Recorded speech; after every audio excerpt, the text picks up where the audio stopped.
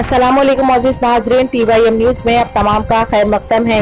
आइए बढ़ते हैं खुसूसी खबर की जानिब। अस्सलाम वालेकुम।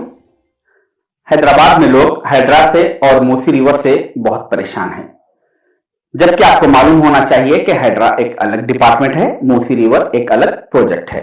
मगर आज हम सिर्फ मूसी रिवर प्रोजेक्ट पर ही बात करेंगे। विकाराबाद के अनंतगिरी हिल से ये नदी शुरू होती है और हैदराबाद से होते हुए नलगोंडा डिस्ट्रिक्ट के आगे जाके कृष्णा नदी में मिलती है। इसकी लंबाई कुछ 240 किलोमीटर के आसपास में है, मगर इन 240 किलोमीटर में करीब 55 किलोमीटर हैदराबाद सिटी को टच होते हुए गुजरती है। इससे पहले कई चीफ मिनिस्टरों ने, चाहे वो कोई भी पार्टी के थे होंगे, इस मूसी रिवर प्रोजेक्ट को, इस मूसी रिवर को डेवलप करने के बारे में सोचे, बोले, मगर करे नहीं। रेवंत रेड्डी साहब ये पहले चीफ मिनिस्टर हैं जिन्होंने इस काम की शुरुआत कर दी है। पिछले 12-15 सालों से कुछ लैंड ग्रैबर्स ने हैदराबाद के इलाके में मूसी रिवर के जमीनों को इलीगल तरीके से कब्जा करते हुए गरीब भोले भाले लोगों को बेचकर चले गए।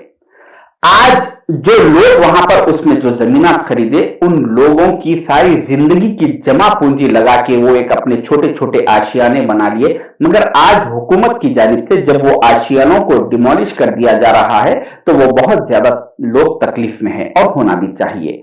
मगर इनकी इस तकलीफ का एहसास करते हुए सीएम रेवंत रेड्डी साहब ने एक इकदाम उठाया और उन्होंने कहा कि जिन जिन लोगों के घरों को डिमोलिश किया जाएगा उन्हें एक डबल बेडरूम दिया जाएगा और साथ ही साथ उन्हें 25,000 रुपए ट्रांसपोर्टिंग के लिए और कुछ अखराजात के लिए दिए जाएंगे। और सीएम रेवंत रेड्डी साहब ने कुछ इलाकों में इन मूसी रिवर के मुतासरीन के लिए रेवेन्यू डिपार्टमेंट के लोगों के काउंटर्स लगवाए ताकि लोग आसानी से अपने डॉक्यूमेंट्स लाके वहां पे सबमिट करें और डबल बेडरूम के डॉक्यूमेंट्स लेकर जाए। सीएम रेवंत रेड्डी साहब के इस इकदाम को देखते हुए केटीआर साहब ने तेलंगाना भवन में एक लीगल सेल का काउंटर लगवाया और लोगों से अपील की कि जिन जिन लोगों के घरों को मूसी रिवर में डिमोलिश किया जा रहा है वो लोग अपने डॉक्यूमेंट्स लाइए और यहां पर केस फाइल करिए। आपके सारे केस का खर्चा हम उठाएंगे। पूरे हमारे लीगल सेल में पूरे हमारे लायर यहाँ बैठे हुए लीगल सेल यहाँ बैठे। आप थोड़ा इत्मीनान से, मैं खाने का इंतजाम करा देता हूँ आपके वास्ते, खाने का भी इंतजाम करते हैं, खाना भी खाइएगा। ये केटीआर साहब का कहना है। मैं उन मूसी रिवर के मुतासरीन से कहना चाहूंगा कि ऑलरेडी आप लोग एक दफा लैंड ग्रैबरों की बातों में आके यहाँ इन इलाकों में जमीन खरीद के आज परेशान हो चुके, आज आप लोग मुसीबत में हैं। एक दफा ऑलरेडी आप लोग लैंड ग्रैबरों से धोखा खा चुके, अब सेकंड धोखा आप पॉलिटिकल ग्रैबर केटीआर साहब से धोखा मत खाइए, क्योंकि ये सिर्फ अपनी पॉलिटिकल लाइफ को अपने आप को जिंदा रखने के लिए ये केस फाइल करने की कोशिश कर रहे हैं। क्योंकि ये आप अगर लोअर कोर्ट या हाई कोर्ट, सुप्रीम कोर्ट, चाहे यूनाइटेड नेशन के कोर्ट में भी ये मूसी रिवर के केस को अगर अप्लाई करेंगे तो कुछ होने वाला नहीं है, क्योंकि हुकूमत का ये प्लान है कि जो मूसी रिवर का जो इलाका था इसको डेवलप करने के लिए बड़ी करके डिमोलिशन नहीं किया जा रहा है घरों को, बल्कि जितनी मूसी रिवर थी उसमें जो इलीगल कब्जे करके उसे जो छोटा कर दिया गया है, तो जो कब्जे हो गए उन कब्जों को हटाया जा रहा है। तो दुनिया का कोई भी कोर्ट इस चीज को एक्सेप्ट नहीं करेगा।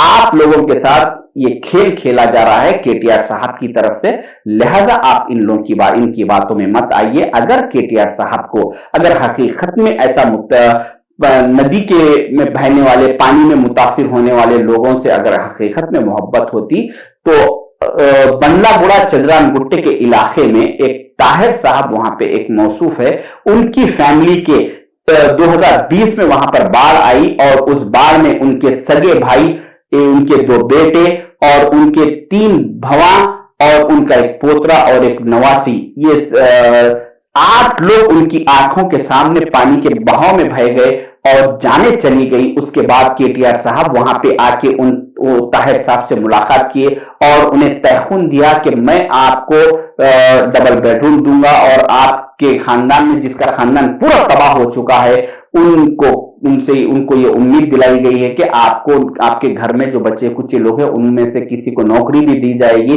उस वक्त केटीआर साहब हुकूमत में थे और वो सीएम ना होते हुए भी सीएम के बराबर के थे।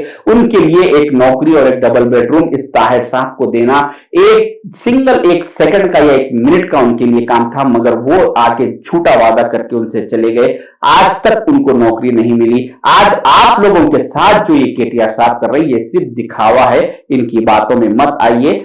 सीएम रेवंत रेड्डी साहब का ये सोचना है कि जो लोग मूसी रिवर के पास के जमीनों में रहते हैं वहां पे वो गंदे पानी की बो से उनकी सेहत को, उनकी जान को, उनकी माल को, हर चीज को उनके नुकसान है, क्योंकि आबादी बढ़ते जा रही है और पानी का बहाव मूसी नदी में हर साल बढ़ते जा रहा है।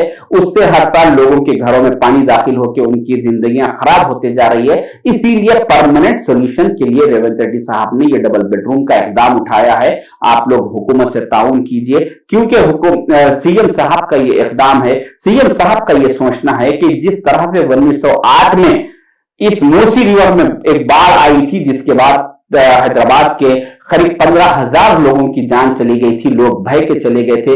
रेवंत रेड्डी साहब का यह कहना है कि मेरी हुकूमत में कोई 15 लोग भी भय के ना जाए, मैं ऐसे कोशिश करूंगा, ऐसे इकदाम उठाऊंगा और मैं लोगों की भलाई के लिए काम करूंगा।